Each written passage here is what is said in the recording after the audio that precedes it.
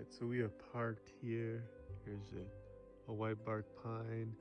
We're coming into a denser area over there. But I was just walking. It's late in the evening here in bear country. I was walking and I saw this pine cone that is on the ground, and I saw this effect. And what I've noticed is these guys.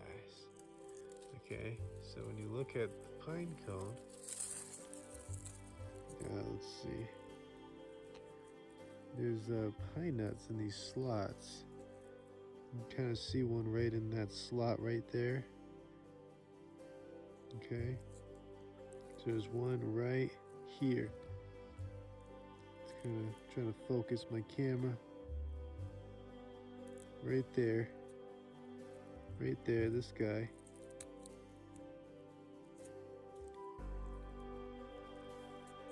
Isn't that brilliant?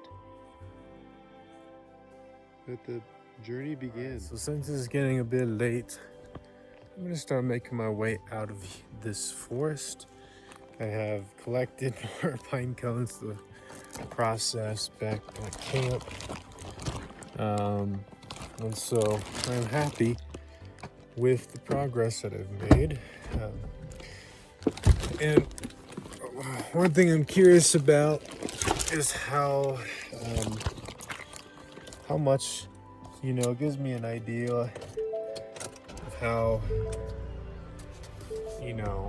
each seed counts, each nut, I should say, counts. Because, as you know, they're quite small. So with that said, that's part of this project.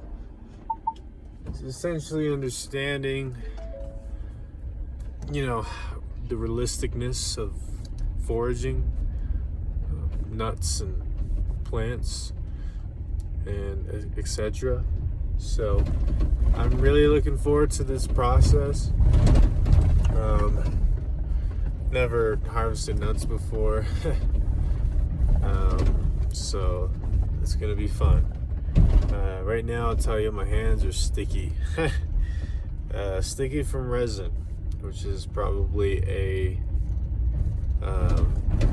thing that is a part of the reality of harvesting from pine cones. So anyway, it's James here. This is all the pine nuts that we've collected from that first batch. I just wanted to update you guys on what that looks like once you harvest all those pine cones.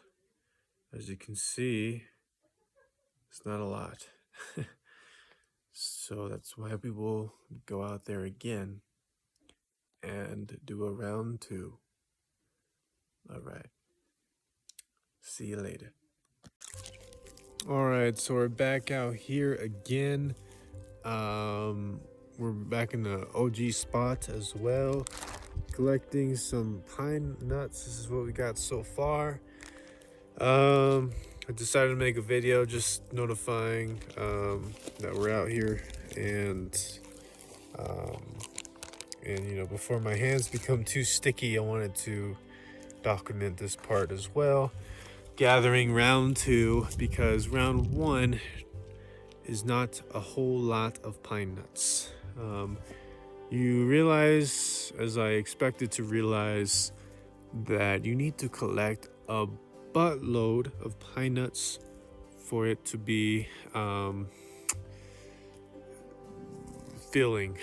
Because you saw how much gathering I did from that whole bag of pine cones. Not to mention, there's a process to it which I wish I should have documented, and essentially it just makes your hands real sticky, and it's just kind of going through the pine cone and finding the pine nuts in the slots. So here's a great pine cone right here, and essentially what it entails, I don't know if I can do this with one hand, to be honest with you.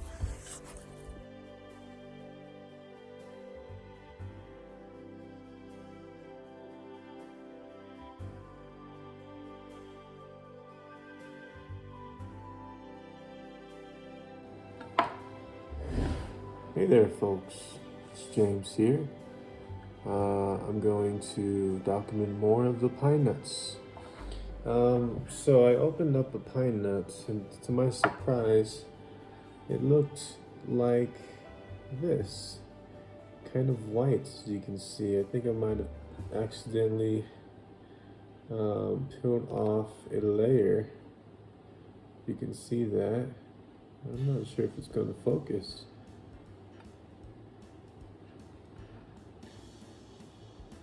Let's see, let me use my...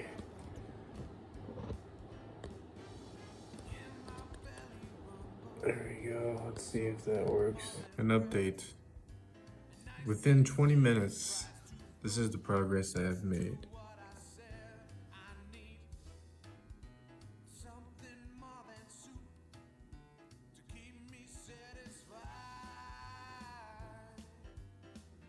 Now, as you can see, it's not a lot, but I am getting more efficient and better overall in harvesting the nuts, using more of my teeth, a specific spot of the nut, to crack open its shell and to delicately peel off the layer without hurting or infiltrating the nut too much. So anyway, keep tuned. Within minutes of the last clip, I've developed a new method of cracking open the shell. Essentially, I put it on the table here, just enough force to make the shell crack, and then just peel it open. This is by far, I think, the best method, and a lot of these, a lot of them don't have much of anything inside. They're rotten. They don't contain much of anything. So you'd be surprised how many of these nuts where that is essentially the pattern. Nothing. We move on to another one.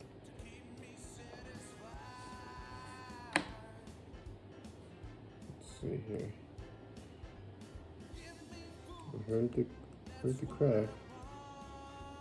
Just not seeing it so much. This one's a little oddly shaped. There we go. Nothing in this one. Again, this camera does not focus for whatever reason, but you kind of see a little bit. There's just nothing in them. All right, so 2 hours later, at least 2 hours later, after continuing the process and all those pine nuts being opened and deshelled, we have this outcome, which is not a lot, probably 2, maybe 3 tablespoons of pine nuts in here, and that gives you an idea. Now, a lot of those pine nuts, they were rotten and they didn't have much life in them. So a lot of them didn't end up being used. But out of those whole bags, of pine nuts that we had, this is what we managed to come up with. And you can see in there, you can still see that some of the brown mixed with the white, that sort of skin layer, kind of a fibrous layer there. I tried I put more time, tried my best with the limited time I have to, take off that skin on them, but but I'm kind of out of time. I'm on a schedule, so I kind of have to, further experiment. I don't know necessarily what I can and get and cannot get away with. So it's just a matter of experimentation and seeing, I don't know what's right until I do wrong. Since I'm not, necessarily sure that I would make a mistake by leaving some of the skin on, I'm going to risk it, and